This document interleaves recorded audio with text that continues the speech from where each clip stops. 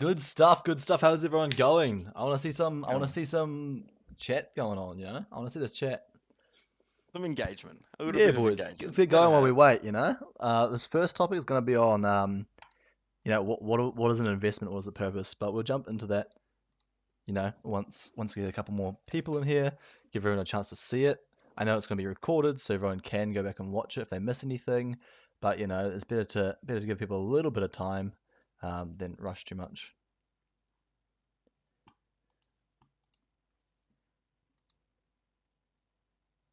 Moi to you as well, BK. BK is really getting Yeah, into it. getting in the mood. I like it. Is the logo lagging out a little bit there? Does it? A little bit at the end. It doesn't loop properly on YouTube. It loops perfectly fine on my Streamlabs. It doesn't miss a single frame, but on here it does. I didn't do that in my testing either, so I guess you know, new background. I'm so super excited. We got this done today actually. Real last minute or last hours I guess. And then I put it in and I tested out and it's not looping properly on YouTube for me. Of course it isn't, Of course it isn't. Yo, what's up, Sam Beth? Uh, Getting okay, some hive love. yeah, I might just get straight into this, eh? Do you want to start us off, Haki? Should we just send it? Sure. I mean, no better time than the present.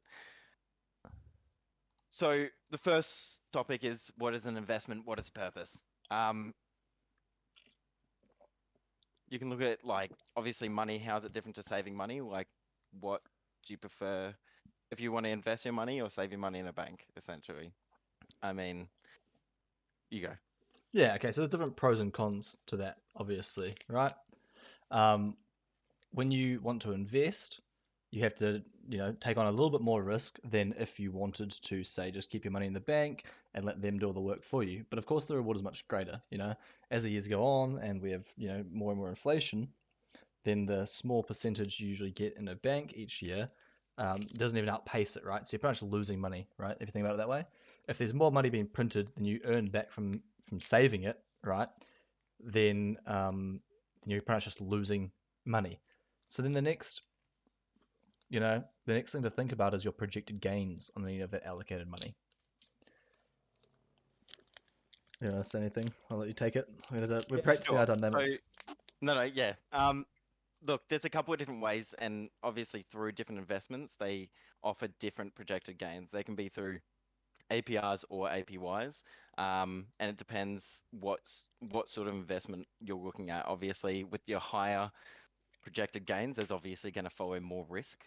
So you've always got to do your risk to reward ratio and see whether that investment is right for you, and always invest, you know, whatever you're willing to lose. At the end of the day, you could have the perfect project, and if something goes wrong on the business side of the model, especially with tech companies, if they get outdone, or they don't meet their projected goals fast enough, and another company comes along, then obviously those projected gains of where you thought you're going to see yourself or what they were saying that you would see, can be diminished pretty quickly. Yeah, so I just saw a comment. Someone said saving money doesn't stay on pace with inflation. Well, inflation in the last few years has been extremely high, in the close to double digits, but anywhere from 6 to 7%. And there are very few savings accounts you'd have with a bank that would allow you to get 6 to 7%. Most of them are sub 1%, up to 1%, or 1.5% even if you've got, a few millions lying around. Yeah. So on average, investing is something is a way that is usually better, but it's more time consuming. But I think with how things are going, it's something that most people should look into more. Whether it's obviously cryptocurrency or whether it's just looking into some stocks or having a stockbroker even to manage it for you, right? You don't have to manage it yourself. You can have a stockbroker.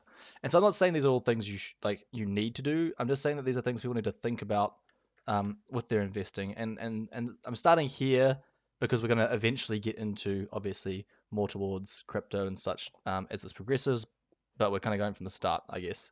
Yeah, it's And it's good to understand the whole broad aspect of investing before you dive into one niche or one part of that as well. yeah, so that takes us to to the next point where if you're investing yourself and not letting someone else do it for you, you could either invest in something that always grows or a market that always grows. Always been in quotations because there'll be down periods every now and then, but on average there are some sectors that usually go up. Or you can instead choose to invest in something new, and then it could grow exponentially. So obviously, if you invest in something new, that's greater returns possibly, but it also has a lot greater risk than the first one we invest in something that always goes up. And an example of something that always goes up might be the tech industry, right? Tech is always improving, and there's a certain stock measure that's the better than most others. Mm. But obviously, with tech as well, you carry the risk of if you want to go into already established tech industry where, you've seen continuous growth over 10, 20 years, you know that that's a fairly safe bet, you know.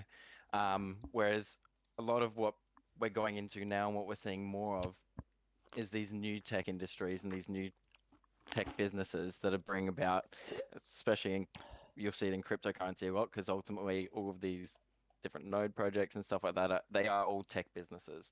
So they carry a much larger risk to them, um, but their rewards can be so much greater. So it just depends whether, if you've done your research in evaluating um, the risk involved with the new industries, then I mean, yeah, if you see the upside gain and you can get in early enough, then I mean, they pay off very well. Yeah, and so I used tech as an example just before Haki there went, and the easiest one to look at there would be the S&P 500. It's not always just tech; it's obviously like some of the top 500 companies on the stock index. But the most successful ones are usually tech. They usually make the most money for the longest amount of time. The exact tech company sometimes changes, but the top companies in that portfolio really are tech companies. So if you look at the S&P 500, most of the money is made from the top 50 companies or so. That's a rough number there, but that changes. So if we go back to that example before, we could invest in something that always grows or invest in something new, right? If you saw an up and coming tech company that moved through the ranks of the S&P 500, if you just watched them as they were ranked, um, you could try and invest in one that was moving its way up quickly, hoping to get a higher return than the S&P 500 as it moves up places in it because you think they have something to offer, right? But they could ultimately fail, right? They could fall off of the S&P 500 or just stop their momentum as they're overtaken by another business. But if you decide to invest in the S&P 500, for example, then you would get that advertised, not necessarily on the S&P 500, but on most of these tech stocks in general, about 10% returns per year, right? So again, that's just something to think about. You can always chase higher returns, but it has to come down to what your investment style is. And that's again, I can't go into that too much because everyone's different, but it's just something that people don't think about properly. I don't think. I feel Yeah, like people just jump in and want to make money. What do you think about that? sure, for sure. I mean, yes, S&P 500 is definitely, as a whole, your whole broad aspect, because at the end of the day, your top 50 companies are sort of leading the way. But if they stop leading the way for even a second, they're going to get overtaken. So it's if you're investing in the S&P 500, you've normally got a pretty safe bet. If, as you said, if you want to catch an up and comer, you see them moving through the ranks and they're sitting at rank 200 or around there, and you think they could reach up to the top 50. I mean, it carries a larger risk because they've got a lot of ranks to climb through to get to that. Um, but there's certainly, like, if you get it right, you get it right well. Yeah, and that's where the money's made. So that's like where it comes down to what do you know about it, right? So I guess what do you know is one thing, but also like I just touched on before, I guess your time frame. Do you know what kind of investor you are, right? And so we mentioned it earlier, but Amazon's an amazing example of time frames. And the reason I want to use Amazon as an example is because most people didn't hear about them until the mid 2010s, probably. There'll be some people who heard about them beforehand, but if you look at their share price, then obviously most people didn't hear about it. So if you look at Amazon, they were around before the 2000s even. They were around like 1996 roughly, I believe. 1996, 1997, yeah. Yeah, and their shares didn't really move for. 15 years. Like they did About. on a linear scale, right? But not on a logarithmic scale if you look at the grand scheme of things.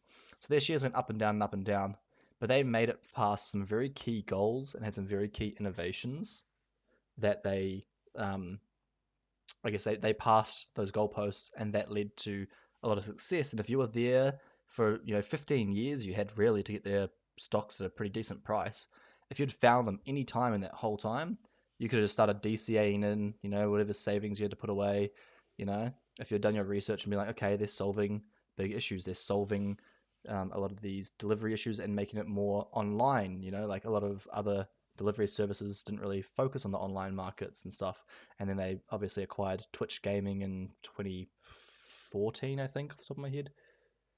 Mhm. Um, and so anyway, yeah, then in the mid 2010s they exploded, and their shares went from before 2010 at under $200-300 up to $3,000 a share in the span of what's that 10 years or so, And yes. which Yep. is which is quite a long time to people in crypto. But in terms of investment, that's an amazing um, opportunity there. If you'd got in there, you would have felt really good about yourself. Could have done good research and realized things that were like you'd picked up on technologies before other people, and that enables you to be a better investor, I guess is the point. Yeah, and I think what made Amazon Gold, as you mentioned before, was that they were solving an issue. They weren't coming out with something that has already been saturated in the market and in the tech industry or anything like that. They came out and they solved an issue and they solved it relatively quickly compared to their competitors. So they brought a lot of these things online. They we were talking about before, I believe UPS. They beat UPS to the gun. Um, and they solve these issues that people wanted things now and they wanted things easily accessible, and they came out with their solutions quickly and more efficiently than their competition, which proves, you know, they were there to solve a problem and they did it well. Yeah, and like it's crazy looking at if you go look at some of the letters to shareholders that Jeff Bezos wrote. Um, his the way he talks to them changes over time, but he also does a really good job of making sure that everyone knows what's going on, right? And that gave people the confidence to just sit there and hold their share, even if it didn't go anywhere in the short term, and to buy more over time, right? As things changed and as they grew, it gave people the confidence, which I think a lot of people in crypto need to remember, because in crypto people they don't see results in a week or two. They don't want to know about it anymore. They don't care. Price going sideways or like in a small range sideways for most people in crypto is seen as a bad thing, which is weird because in traditional finance that's fine as long as you see that innovation, as long as you see where they're going. That actually gives you more confidence to invest because at least it's holding a price, or ranging. And in crypto, even, you have another advantage where you can usually take most assets you have and you can learn how to use that to yield more returns, right? You can LP farm or, you know, do things like that. So, yeah, I feel like perspective over time is a very important thing. It's very easy to get caught up in the here and now and the biggest numbers. But I feel like if you have a plan that's all like people that have an investing plan and focus on what they're doing almost always succeed. And so to deviate from that is kind of asking for trouble in a way, I guess. For sure. Um, and okay, so we'll move on to our next topic, which is your yearly returns, return bonds versus TradeFi, and stables versus crypto.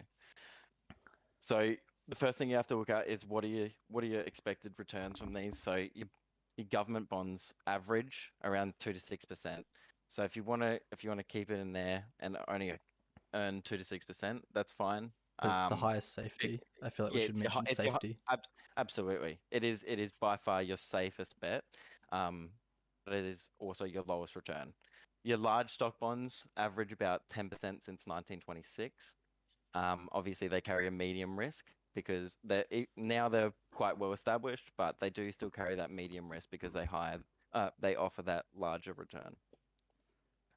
And I feel And then like that's evident in like especially financial crises, For right? sure. Where people Yeah. get all up in arms. They see their large stock bonds not doing their projected 10% for that year, but it's an average, right? So if one year they do a 20%, then at some point they have to, average that back down by doing, 1%, or such as a 19% and 1%. But they have to average it out. So of course there'll be, black swan events and financial crises and such stuff like that. But at the end of the day, um, you can look at these things over quite a long time and take averages. Anyway, sorry. Yep. No, no, you're right. Yeah, 100%. And it's working that out and working what fits with you as well, I think, and working at your risk level, And age. certainly, and age. Um, Whereas if you were to go into your stable crypto, you can farm those. They range between 2 to 25%. Um, there are ways you can get higher, but a like yeah. Again, the higher you go, the more risk you carry. You can get a higher APY or APR.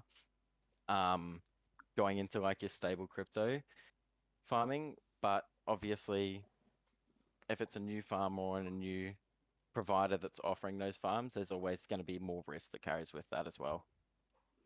Yeah, I feel like there's also just inherently more of a risk, obviously, because it's decentralized and not really regulated. Um, but I think that this is where things get really exciting, and this is where crypto people jump the gun the most, right? So assume you know nothing much else about crypto and investing, but you know a little bit. You know enough to get onto the blockchain, for example, right? And you've done a little bit of stocks, a little bit of bonds here and there, and you're ready to adventure out a little bit more, right? You know what you're doing enough. Stable crypto farming is, I feel like, very underrated by a lot of people because they don't look at crypto as an investment. They look at it as like a way to get a quick fix in a way.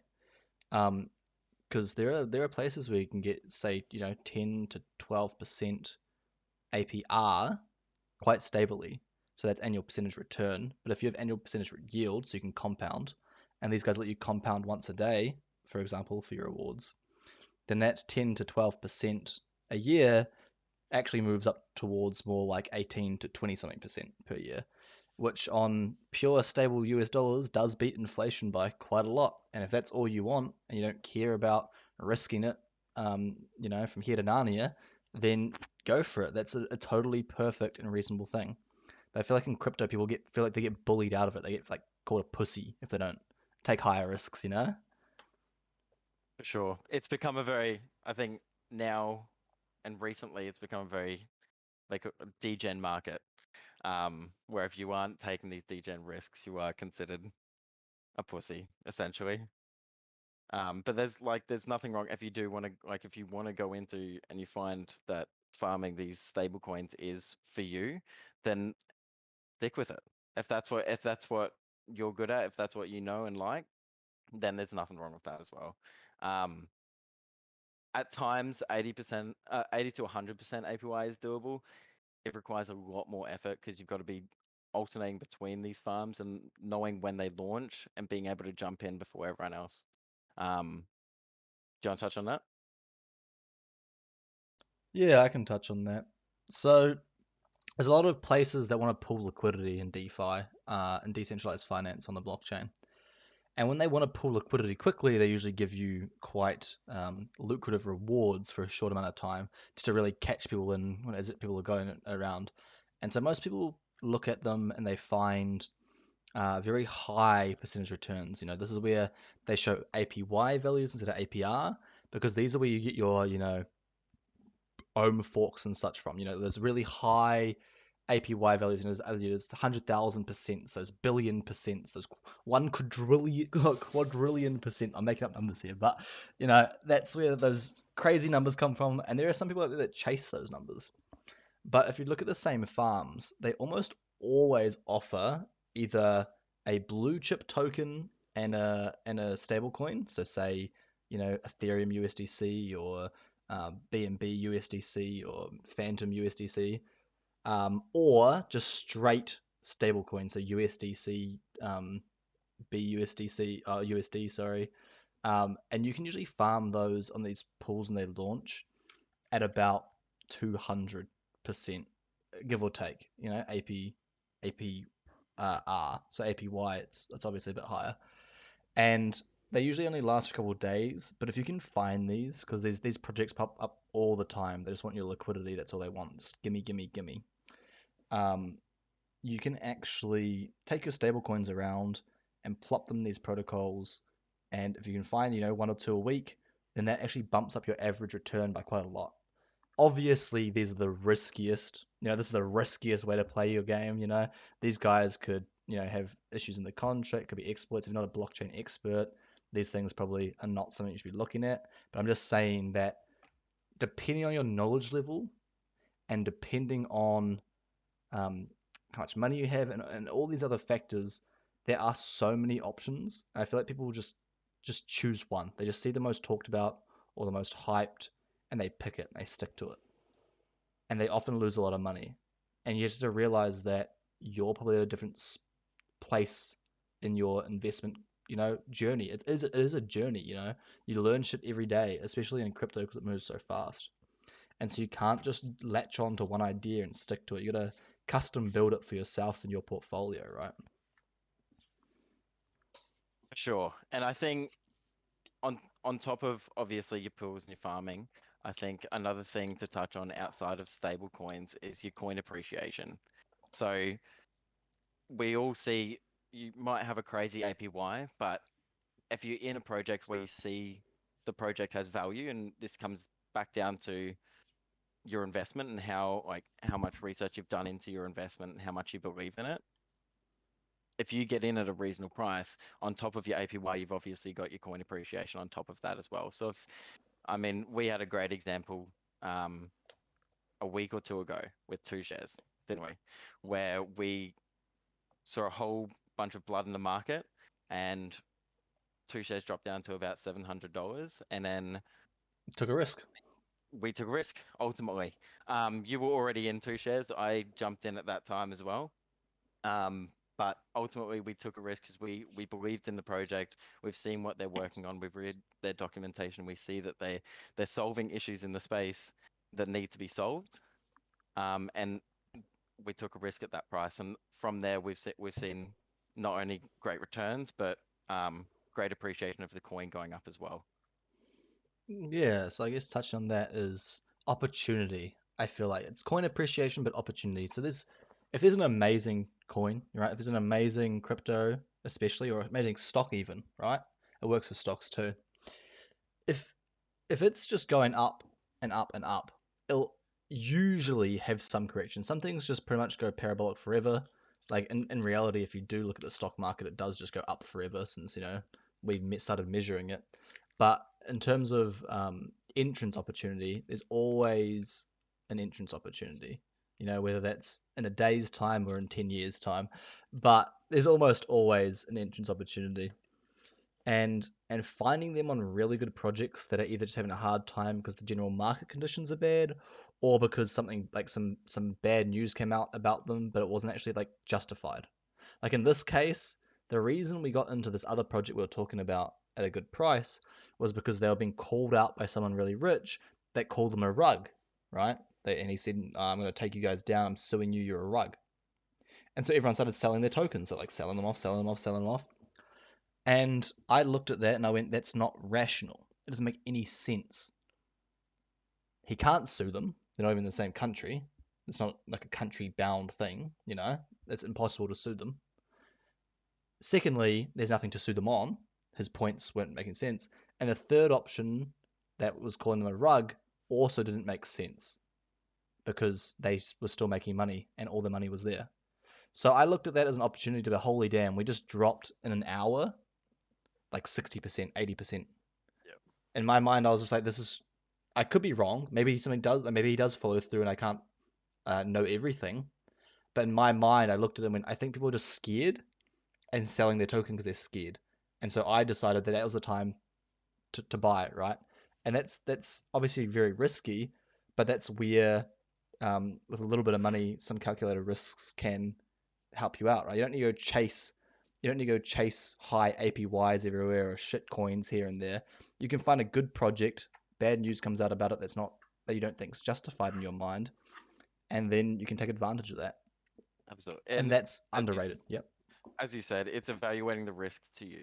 It doesn't like ultimately you could have 50 other people saying, and in this situation, there were hundreds and or thousands of other people saying that they were a rug and it was the riskiest thing ever. But to us, we evaluated the risk and we were comfortable with the risk within ourselves, and then we invested what we thought it was worth, essentially.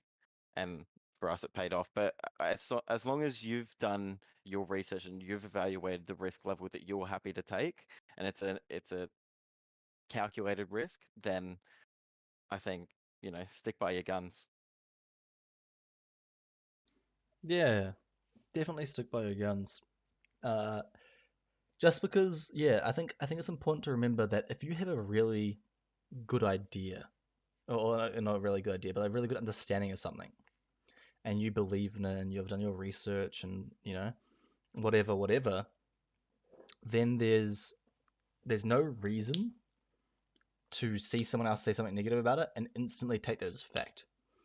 Because there's two options. If you do, then you probably didn't research hard enough, or um, or you just are playing into your emotions, right? You're just waiting for something bad to happen because you don't want good things to happen, right? People always get paranoid, especially when there's money involved, especially when it comes to fear, and that's something you got to try and learn to get over. But don't be wrong, I still get scared. I see my investments drop on a day sometimes, 10, 15%, and I get scared. But at the end of the day, I just look at it and go, well, I didn't get out as it started dropping. I didn't think it was going to drop before this. What's the chance it drops even further? And of course, sometimes the answer is more, and that 15 turns into 30. But a lot of the times it recovers, within a week or two, and there's no point to lose my money out over it just because I was scared. Other times you get absolutely destroyed, but it's a learning curve, I guess. Absolutely. How about you? Got any stories actually while we're here? Got any stories on fun fun successes and fun wrecks? I mean, Yeah, you go on.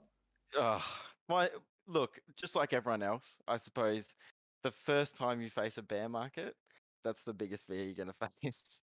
I mean, when I first got into crypto and stocks change in percentage and they trade at different levels and like different percentages, but you can watch a crypto go down 60, 80, 100% in one day and Bro, nothing tell us how ever. you got rugged. He's been. Tell us how you got rugged. I can hear it in the voice. He's like, oh yeah, it could go down 60, 80, 100%. 100%. How'd you get I rugged, mean, pal? Go on. I've just been rugged. Look, it came down to not doing enough research. I I was new to all of it. I entered into something that just had hype based around it with no actual facts or knowledge.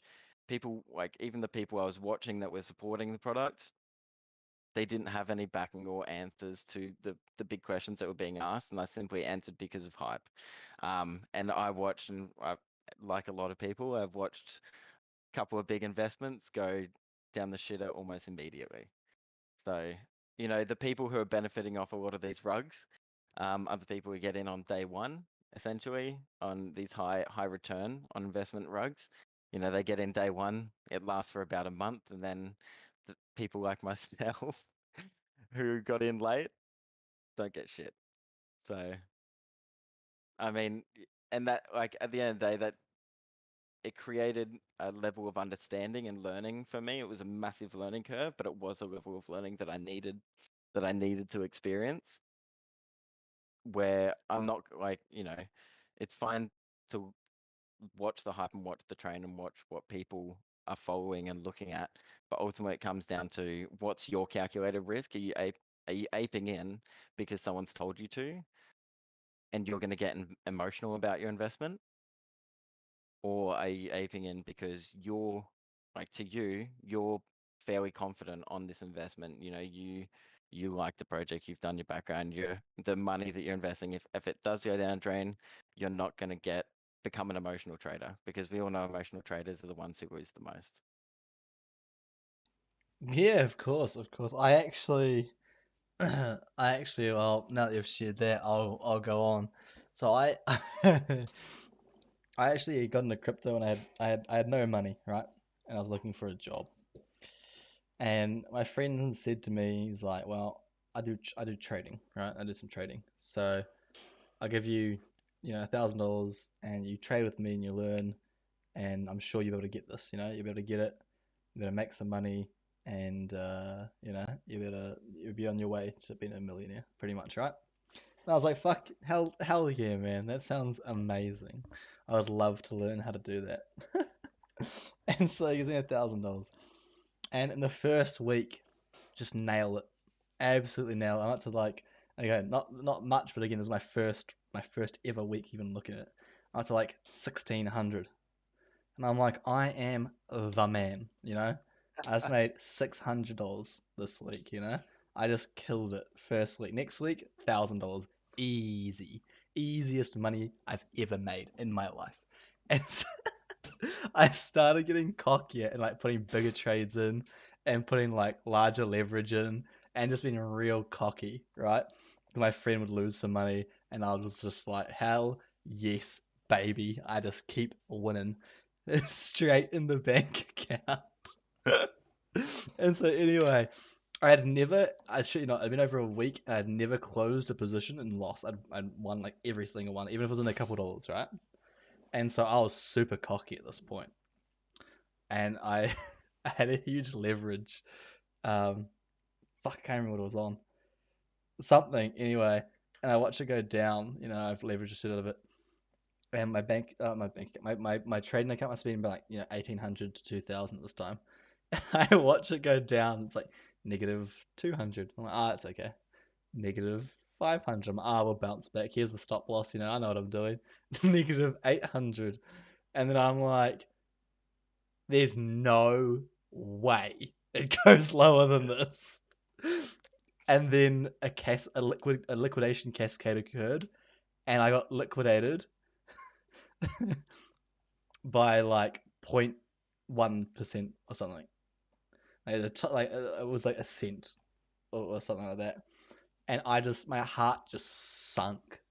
I just watched it all disappear in like a 10-second candle. I remember sitting there and I was just like, oh, and my friend was like, oh, you had money on that. How much did you lose? And I'm like, oh, I don't want to talk about it. He's like, oh, you back to the start? You back to your 1,000? And I'm like, oh, I lost it all, bro. And he's like, no, you didn't. Shut up. He's like, you're too smart for that. And I'm like, nah, bro, I lost it all. I just watched it all go. And I know it's not much money, but at the time I had no money. Like we're talking about no other real money. I'd taken a little bit of money for food and stuff, but that's like it. I remember just sitting there thinking, fuck, why do I get so greedy? But that sore burn is why I am the way I am now, and I feel like I do pretty good. I do a lot of research, and it actually I don't do trade anymore. I'm not good at it. I just got lucky, and so now I'm just full in DeFi research, and that's all I do. And I'm definitely better at it, but that experience is what taught me, to be to think about the long term a little bit more and be more cautious so they getting caught up with big numbers. I guess the whole point there is that big numbers and fast gains are all fun and all fine and dandy until something turns around and you get burned. I feel like you have to get burned, For at some sure. point. I don't wish it. I wish no one else got burned, but I think you kind of have to go through that first reasonable size loss that like affects you properly, affects you as a trader, affects you emotionally, affects your bank account, for you to actually take a step back and realize how important it is for risk evaluation and how important it is for you to have an understanding of what you're doing, as I say, instead of just aping into what everyone else does or flying high on the market. Whew, yeah, I think we rambled on that one enough, but yeah, that's how it feels. So we got into that nice rant about how we've been burnt in the past. I think we were talking about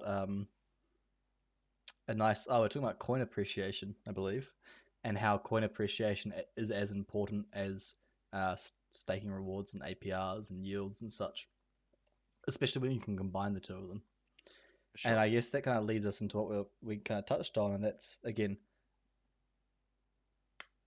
You're laughing so hard at that story, but only because you can relate valuable lessons if we choose to take them to improve ourselves. Yeah, hard out. I agree. Most people that have been in crypto for a while, or even trading, will probably know that feeling. And if you Yes. don't, I hope you don't, but don't get too cocky because then otherwise you will. That's the downfall of It's man the and moment woman. you get cocky. Yeah, It's the moment you get cocky that that happens because you think you're on top of the world. You, like you said, you thought you're untouchable, and then it brings you back to earth very quickly. of course, of course. And so I guess another important concept, and oh man, if you've ever heard me talk anywhere, especially in like any of the discords or anything, I rant about APR versus APY all the time. So I'll let you introduce them, um, and then I'll probably rant honestly. I don't ever learn though, I always lose. Yeah, bro. It happens. Right. So when you your APR and APY are different. Obviously, your APR is annual percentage of returns, and your APY is your annual percentage yield. Is that right? I think so. Just off the top of my head. Fucking nailed it, mate. Nailed it. Nailed it. So you're obviously when you look at a lot of these farms and everything like that, you're gonna see freaking crazy APYs.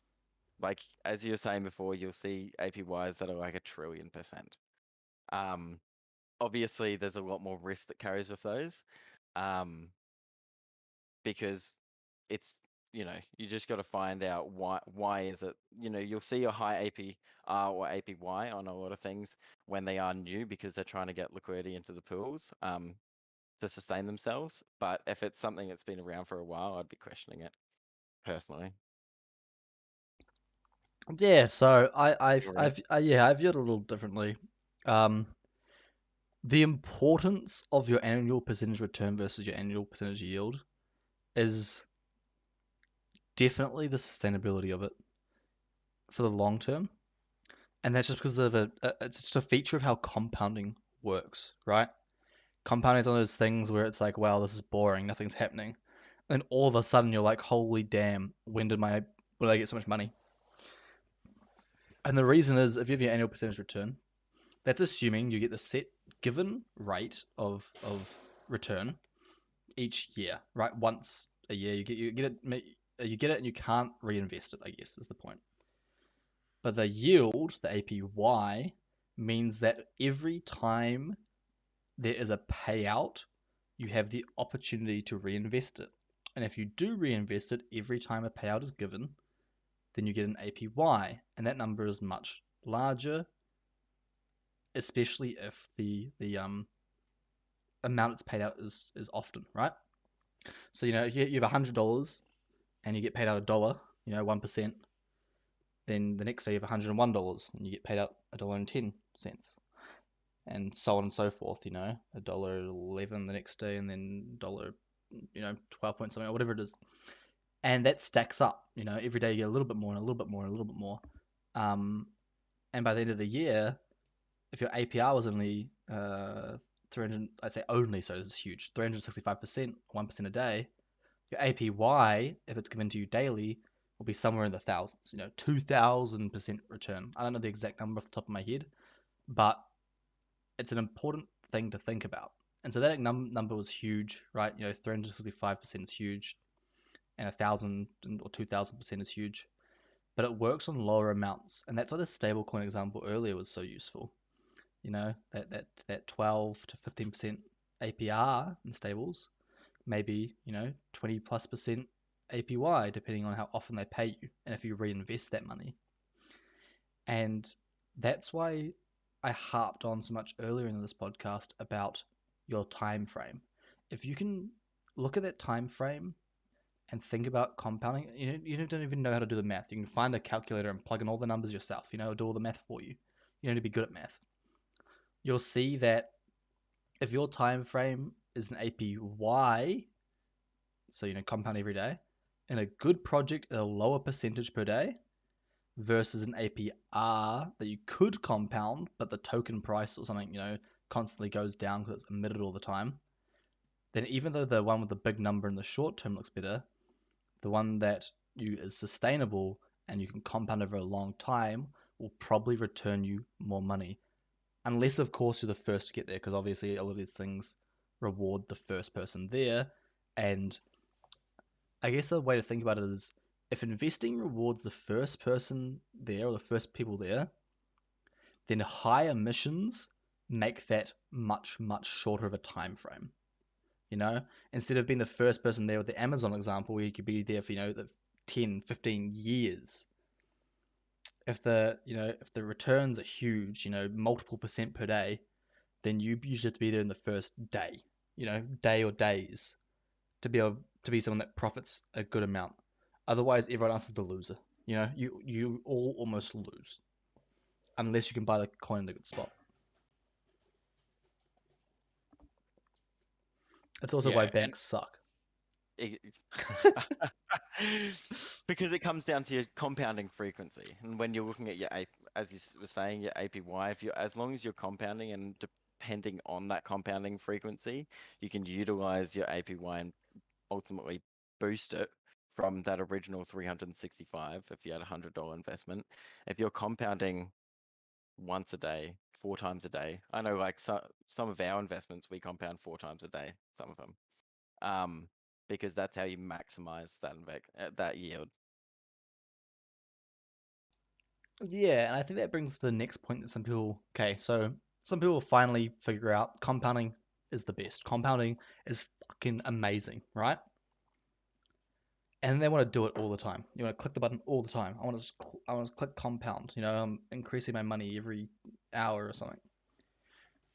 The blockchain has transaction fees, right? I'm using the blockchain as an example because I don't really know how to compound stocks. I don't know how often they pay out dividends if you own stocks in a company or whatever. It's not very often usually. So I'm using crypto as the example here.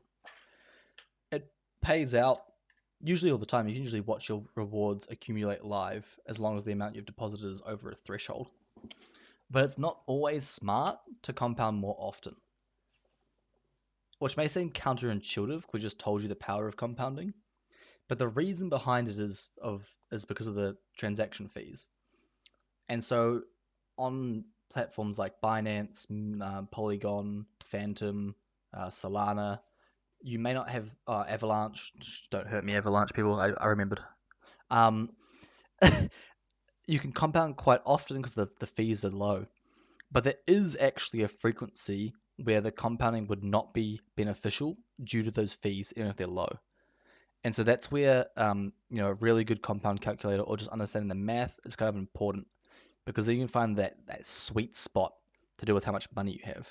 Because the less money you have, the less rewards you get, and the less often you should compound, even though that's counterintuitive because you want to get more money. Because the fees are a larger percentage of your returns. The opposite is true if you have a lot of money. If you have a lot of money, you'll be getting way more returns than the fees, and you can compound, all the time. I know some people, not me, I wish, geez, that compound, every 10 minutes for some projects when they're new and they're paying attention. That's crazy to me. Like, but the return is worth that time investment for most people. For sure. I think that's why auto compounders have become so sought after now as well. Like for me personally, auto compounders are not for me. Um, but I think that's also why auto compounders have become so successful is because you don't face those fees. You don't have to deal with any of that, that manual compounding because at the end of the day, it doesn't matter whether you're compounding every 10 minutes or once a day or once every 2 days. It's that manual labor task of going in and compounding, and unless you're staying on top of it, and the more frequent that you do compound, if you do have a larger stake, um, the more often you do have to set aside that 5 minutes in your day to auto compound. And I think, auto to compound for you. If auto compounders pretty much just solve that issue. You don't have the fees, you don't have to take time out of your day, they do it for you. And I think that's why they've been sort of blooming with success at the moment. And I'm going to say this because I did see someone earlier did say, what's the next alpha, boys? I'm getting this out of the way now. We're not, this Paperless Society is not Combs' podcast. This is my podcast and Hayaki's podcast. right? Well, they just helped us get an audience. Otherwise, we're talking to ourselves. If they didn't help us at the start, I'm I understand DeFi and the markets and I do a lot of my own investing and stuff, but I'm not good at not shilling, but promoting and marketing. It's not my thing. We don't have a marketer. This is a free service. We don't have a budget. I can't pay someone to do it for me. Um, so they helped us out, right? Because we've helped them out in the past, and they're helping us out. So it's not a podcast for them; they're helping us out, and we'll do some of their, um, content announcements and recaps as a thank you for helping us get off the ground. I thought I'd address that now. I can say whatever I want, right? I could be like, Comb should definitely start paying me. Comb should give me a lot of money. I guess like there's nothing like they don't own this podcast. So I can say whatever I want. Um, but with that said, the information we did just give you in the last 45 minutes or so does apply to, if you think about it, if you're invested in Comb, it does give you a good perspective of why their auto compounding vault is better to use than any other one. Okay, that's my one shill for them because they helped us out. Yeah. Okay, that's my one shill for the podcast. Okay, there you go. Use their auto compounding vault because it helps you the best. And if you don't understand why, go back and listen to the podcast or ask us about it afterwards. That's their ear time. I think that's fair. Yeah, good trade. Good trade. Good trade. I suppose another popular topic, or something that we do need to go over, is Go on. just because you're a good marketer, it does not mean you're going to be successful. Yeah, this is gonna be my copium because I can't market, by the way. This is gonna be my marketing copium for the episode. Sorry. Um, but I do actually think that marketing is not always equal to success for a few reasons. I'll let you outline it if you want, and then I can elaborate on it if you want. For sure. I mean, if you're looking at tech businesses, you can market yourself to the ends of the earth, but if you continue to not deliver, or you can't deliver within a time frame, and we've seen it so many times, then ultimately you're going to have because the tech business is so competitive, you're going to have competition overlap you in no time. So no matter how much you market, if you can't provide results, it means you're not going to be successful. Because if you're putting all of your if you look at it from a funds perspective, if you're putting all of your funds into marketing and none of it into actual development of your business or your industry, then all you're doing is showing a fake product at the end of the day. And your marketing depends what marketing schemes you want to look at. But you see marketing schemes where they are fucking fantastic with words and convincing people and beating around the bush. They address issues and they beat around the bush of them, but they don't actually solve any issues. All they've done is outline those things and say, yeah, we know they're present. Let's give you a half cooked answer and move on. And people, and in crypto, we see it all the time because people are always looking for the next big thing. People are satisfied with that. But at the end of the day, they're not going to survive. So that marketing and that hype will only last so long. Yeah, I guess that brings us to the next point. Ask questions, like, right? Even if you're being annoying, I appreciate questions being asked. Like, don't be wrong, don't ask a question that you've asked a million times because that gets annoying. But asking questions after someone's provided an answer is super important because most people give you an answer that's rehearsed or they've thought about or whatever. So you need to be able to ask them questions that you think of after they talk and put it to them, What about this? What about this? What about that? And don't be like, oh well, you didn't answer it in 0.2 seconds, so you don't know. Give them time to think about it for a few seconds, and after that they should be able to come back to you with a very, well structured answer if they understand what they're doing.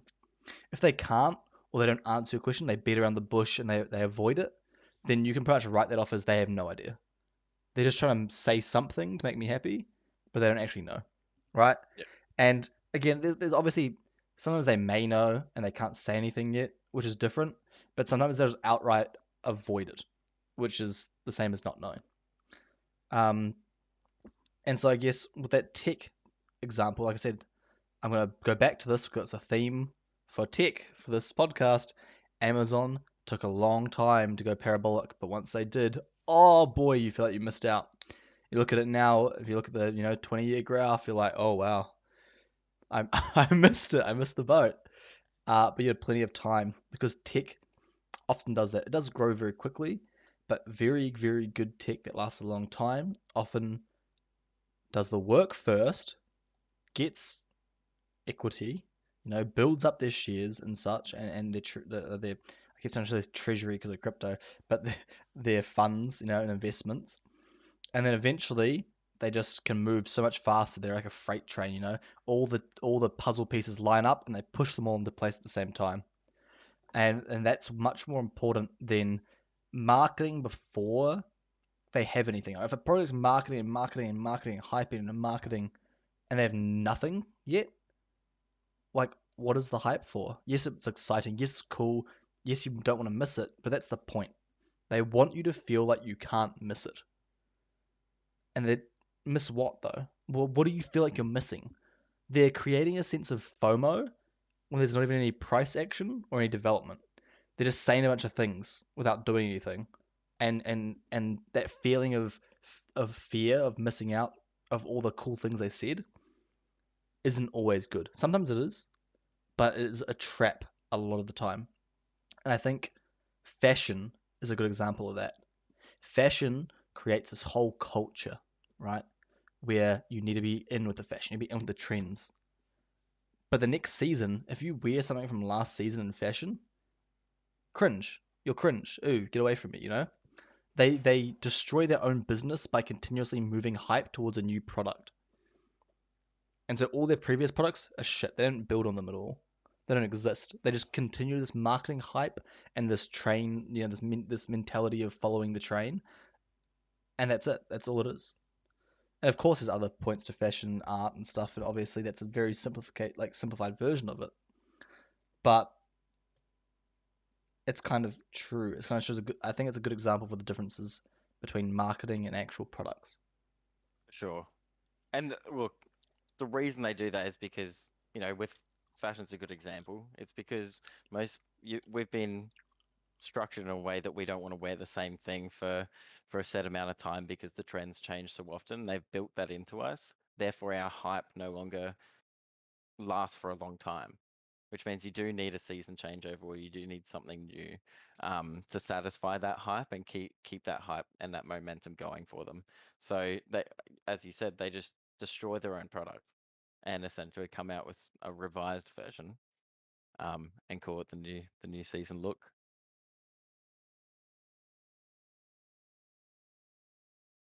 Yeah, hard. So I mute between between talking. My keyboard's really loud, but I still want to better read some things and interact with everyone. Um, yeah, I guess we'll start getting towards the wrap up here. I guess throughout this whole podcast, we talked about a lot of concepts. Where from New Zealand and Australia, we talk rather quickly. A lot of other countries don't talk as fast as us. As us, so I know a lot of things may have been a bit touch and go, whether you understood them or not. And a lot of you, if you've been here for a while, obviously, you do get it. But like we've been saying for a while, this is meant to be not groundbreaking. We're gonna try and take it slower in terms of ideas here. So we kind of covered ideas today that are totally accessible to anyone, and it wasn't like super in depth. But with that said, we will be taking a lot of the resources we use from this podcast and plopping them in our Discord. I'll be linking that in the live stream chat. But the whole point here was to be teaching. That's what we are, right? We're not selling a product to you. There's like free information. You can come Yep. to us. You can ask us things. You can suggest things for us to research for you to talk about, and those are all things that we're willing to do here for free. So don't feel like anything's stupid. If you have any concerns, we want to be able to build up a community over time where each episode that we do, we add more information into our information resources, and then anyone that's new can be pointed there and go from the start. You go back to episode 1 and you go down and through, and you're able to learn everything from the start. You know, over here we have an intro to investments and time and what you should look for and how to think about it. And then, you know, next episode we may break down some more of these concepts. How do we do it? How do you look for it? The whole point of this is be informative. We want to teach everyone things and make sure that we're creating a community of people who are safe and who care enough about what they're doing to make good choices and to be able to ask questions. I love questions. You know, my background is Yeah. science. Questions, questions, questions. Got anything you want to wrap up with, Pat? No, I think you pretty much covered it. Like, I think, and it, again, at the end of the day, for those of you that have read our first Medium post, we put out, and we're just trying to build something that is as informative as possible. But again, it's our perspective on things, and it's the conclusion that we've come to through our research. And we're So just getting started, baby. Oh, we sorry. are just getting started. But if you have something, if we say something that you want to have a discussion on, let's do it. I love that.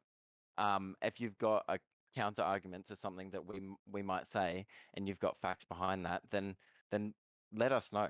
We'll readdress that issue, not issue, but we'll readdress that point on potentially the next podcast if it needs to happen, with the new research that's come to us.